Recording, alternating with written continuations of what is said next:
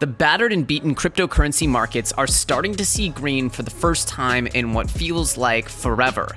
Even though, realistically, these markets were going absolutely ballistic, clocking 10, 100x gains regularly all of just a few weeks ago, not even a month ago. But the sentiment has dampened so dramatically. The soggy boys have come out on Twitter and YouTube, but I believe that there is a new stimulus bill on the horizon. And with that bill, I believe that we'll see another dramatic leg up in both the altcoins as well as Bitcoin. And so today we're going to be talking about a sector that I think is absolutely critical, as this was one of the biggest issues with the last DeFi bull run. And that is, of course, Uniswap and the issues with trading on Uni while the Ethereum network is congested. And so today we're going to be looking at three what I consider the most viable alternatives to Uniswap, talking about the good and bad of all three of them. So if you guys are excited to hear about my outlook on this next leg up in the bull run and these coins that I'm looking at as potential alternatives to Uniswap that could be viable in the very near future, meaning if we are to get a stimulus bill in the next 2 weeks or 4 weeks, these are potentially projects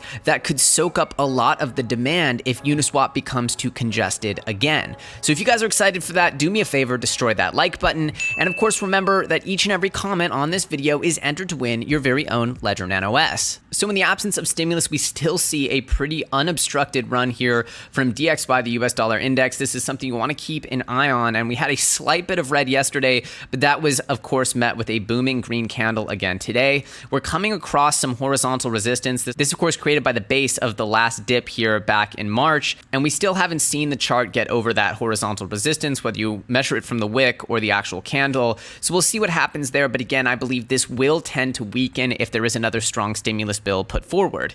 And speaking of stimulus, it looks as though there's going to be a $2.4 trillion bill put on the House floor within the next couple of weeks. It's really hard to time this. Essentially, what this comes down to is this is no longer a deal between House Democrats and House Republicans or Senate Republicans. We're simply looking to get the president and the administration on board, as well as the House Democrats. So we're essentially seeing a direct negotiation between Trump and Pelosi. And if this ends up being successful, I believe that there will be pressure on both sides to get a deal done. And while it's hard to predict whether Congress will or won't do anything, and especially the timeframes in which they do it, I believe that there's potential that we get a deal done. It does seem as though there's a tremendous amount of political will on all sides to do this. If a deal gets done, I believe the party starts again, and I believe that scaling solutions around Uniswap are going to be one of the token categories that does exceptionally well and is just all in all a very needed utility for the space, considering the fact that Uniswap became completely unusable during the peak of the euphoria just a few weeks ago. Transaction fees of $30, $50, sometimes $60 or more that end up failing, that is a crippling cost even if you're trading bigger bags. Like even if you're making multi-$1,000 trades, having $60 or $120 or maybe $300 in failed transaction fees, that really eats away at your profits. And so for everyone, including mid-sized bag holders, I won't say whales because obviously they probably don't care, but you get the picture. This stuff is utterly necessary. Today we're talking about three alternatives or essentially relief valves for the Uniswap ecosystem. The first we'll be talking about is Honey on XDAI. Second is going to be Phantom Finance, which of course requires a bridge from Ethereum to Phantom. And then the third one is actually a layer 2 built on Uniswap called Falcon Swap. Now I will caveat that all of these have their pluses and minuses, and it's important that you take a holistic view and understanding their potential given the good and the bad. Now, with Honey token behind HoneySwap, you need to go through a pretty significant series of maneuvers here to get your hands on it. And this is also what you have to do to use HoneySwap in general, which is where you would pick up the token. It's not on Uniswap. And so in going through these phases, it's pretty easy to see where the hangup is. The biggest issue with HoneySwap is going to be getting people to actually set up their MetaMasks and really essentially make it easy for them to get over to the HoneySwap or the XDAI ecosystem. You've heard me talk about Stake XDAI, and it is a phenomenal layer 2 scaling solution endorsed by Vitalik, and this Honey token, HoneySwap, could be the Uniswap over there, or I guess it will be the Uniswap over there. It's already active, has almost instant confirmations, and it's pretty much free. That's how low the transactions are to use. It's a fraction of $1 to use these Honey swaps. Getting set up on XDAI chain is by far the biggest issue here. So in order to do this, you need to first connect to XDAI, which means setting up a custom network here in MetaMask. Again, I did tweet about this a couple of weeks ago. I believe that MetaMask could really speed up the adoption of layer 2s by having this stuff built in. You shouldn't have to add a custom network to use a layer 2. These layer 2s should be built in. Just like all of the Ethereum test nets, you should have the ability to quickly switch to an Ethereum layer 2 within MetaMask, which is where unfortunately you're going to get a big drop off of users. That's just the reality. So essentially you have to add a custom RPC and then put in this information. XDAI, here's the URL, the chain ID, the symbol, the block explorer. It's not rocket science, but it is a process that I believe would be a bit off-putting for non-technical users. And then one of the things is once you set this up, even at your normal MetaMask address, it'll essentially not show your token balances because you're on the XDAI chain, and there's actually 2 different networks here. So you're going to need to now transfer funds from your mainnet account to your XDAI account. So bridging to XDAI is the next step. You got to make sure your Ethereum wallet is connected and that you have a few dollars worth of ETH. Then you head over to this link here, which is the DAI-bridge.poa.network. And essentially here is where you can convert your DAI into XDAI. And by converting your DAI into XDAI, now you'll have the ability to use that money on this second layer. So now once again, you switch your MetaMask back to XDAI from Ethereum, and you'll now see your XDAI in your MetaMask.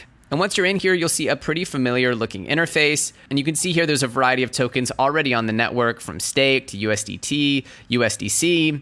And of course, the one we'd be looking for is HNY Honey. And that is essentially the token of this decentralized exchange on XDAI. And so Honey has the potential here, but the biggest problem, as you're seeing, is the onboarding onto XDAI. And it's one of the reasons why layer 2s on Ethereum are not just as simple as, hey, this is Ethereum, but faster. They're actually their own individual networks. And that's what's part of the issue is people love Uniswap because it's plug and play. They click on the Uniswap link, they already have money in their MetaMask, and they just go and trade. And that simplicity is what made Uniswap pop off. This onboarding to a new network, while it's not rocket science, it is a variety of steps. And if you've made internet products before, you know that the more steps in the funnel just leads to tremendous drop off. So I think that's the biggest issue facing the Honey product. It's essentially the onboarding of the actual traders, making them add a custom network and all that stuff. So I believe this could be fixed at the MetaMask level, and I believe it would be a tremendous step forward for all of the scaling solutions. XDAI, Matic, Solana, all of these should be very easy to use and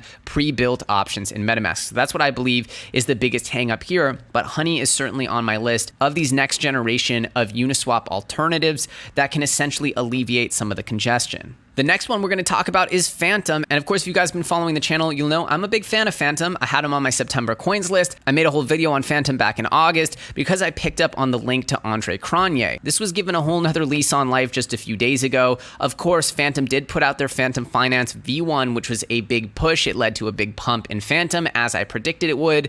And now we see this, which is essentially the Uniswap logo with some vampire teeth and the Phantom logo in the middle. And he says, for context, busy setting up Uniswap protocol on another chain that needs base layer liquidity. This is nothing related to ETH Uniswap, but thought the logo they made was cool. And so following this up, Andre said that he sent an ERC20 Phantom, wrapped Phantom to W Phantom, minted FUSD, and he has to admit, after all this time building on ETH, it's a nice change. Cross-chain DeFi is not here yet. Bridges are not trustless yet, but the pieces are coming together. L1 is the new L2. So essentially what he's saying here is he's actually using this Phantom infrastructure. He is a technical advisor to the project. It seems like he's pretty deeply connected to the project as well. In a response here, the founder of AnySwap, which is of course built on Fusion, and it's another project I'm very interested in, was saying AnySwap can deploy the cross-chain bridge for Phantom. We can run the DCRM nodes together. Andre saying he spoke to DJ, and DJ is actually the founder of Fusion and AnySwap. He's the sort of head honcho there.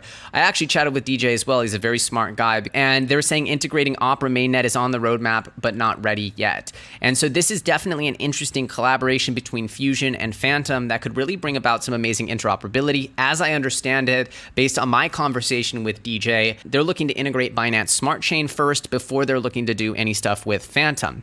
Regardless, you see here that there's still a few pieces left for this to become a totally trustless endeavor, and you see DJ Kian down here saying working on it.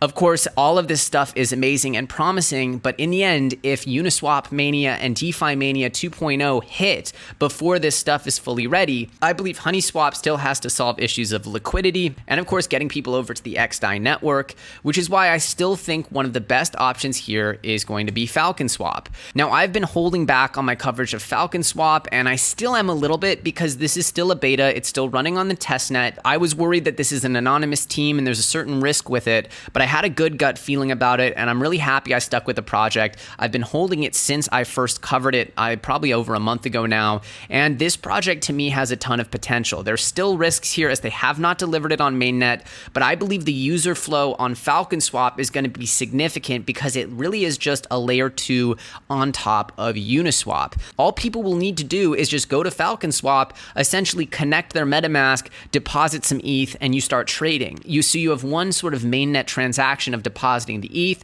and then any tokens that they actually list on FalconSwap, which I imagine they're going to start listing the best tokens. What it essentially does is it batches trades together, it does order aggregation, and they're going to be doing gasless transactions as a promotion for the first, I guess, few weeks. Regardless, it's going to be very cheap by comparison to trade on FalconSwap than it would be on Uniswap. In fact, it'll be completely free. They won't charge gas at the beginning as part of a promotion. And so again, I would wait until this thing fully launches, but at the same time, I'm very excited to see what FalconSwap brings, as I think that the order aggregation, again, whether there's a SushiSwap or another DEX or whatever, they're doing order aggregation on all the DEXs on Ethereum, as I understand it, and they're going to be providing significant savings on fees. So I'm personally holding my FSW tokens, hoping that they're able to deliver this product as it's designed, and looking here at their testnet, it looks like they're pretty close to shipping it. It's currently live on the Ropsten testnet. At any rate, there's still some doubts, but less and less doubts that I have about the FalconSwap project. And so to me, FalconSwap is an interesting third entrant. And so if you guys want to hear which tokens I'm most excited to buy, then stick around right now for my final wrap up. So as we inch closer to another stimulus bill, as we get closer to potentially another leg of this DeFi fueled mania-like bull run, I believe that Uniswap scaling solutions and competitors will stand to do very well. Of course, Uniswap V3 is right around the corner, and we don't know what their plans are, if they're planning to include layer 2 scaling or what they're going to do to offset costs. But until we find that data out, and again, I'm still holding my Uni. As I've said before, I'm very excited to see what happens with that project because Uni is just too big to ignore. So I'm sitting on it. Who knows? Maybe I'll win, maybe I'll lose. But in the meantime, looking at alternatives like Phantom, which you guys know I've been bullish on for the last several weeks, as well as now Honey and of course FalconSwap, these three tokens, to be honest, I'm holding them all because I don't know who the winner is going to be. It's hard to say, but I do see potential hangups in the bridge process for Phantom, and I also see potential hangups in the bridge process for XDAI.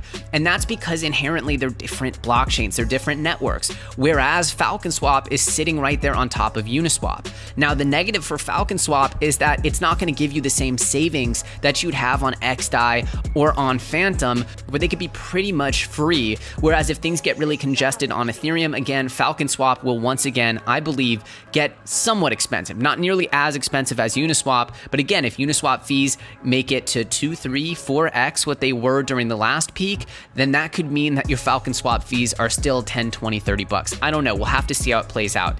But that's what I see as the positives of FalconSwap, is that it's a very easy onboarding process, and it's going to be much easier, I think, for them to quickly bring tokens into their network. However, the actual promise of another chain and cross-chain DEXs, we're seeing a lot of projects promise that stuff on Polkadot. We're also seeing collaboration potentially between Fusion and Phantom to really connect all the dots and finish this whole cross-chain DEX FTX ecosystem.